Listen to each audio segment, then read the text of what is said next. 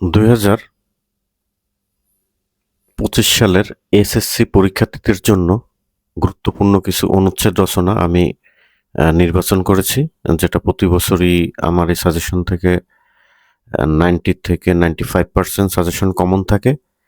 তারই ধারাবাহিকতায় আমি আসছি অনুচ্ছেদ রচনা নিয়ে।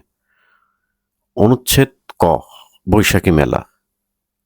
খ, স্বাধীনতা দিবস। গ, আন্তর্জাতিক মাতৃভাষা দিবস। ঘ, জাতীয় পতাকা। উ, কম্পিউটার। চ, বইমেলা অথবা 21-এর বইমেলা। ছ, মোবাইল ফোন। মুরগের জ, সুন্দরবন। এই 8টি অনুচ্ছেদ রচনা 2025 সালের জন্য খুবই খুবই গুরুত্বপূর্ণ।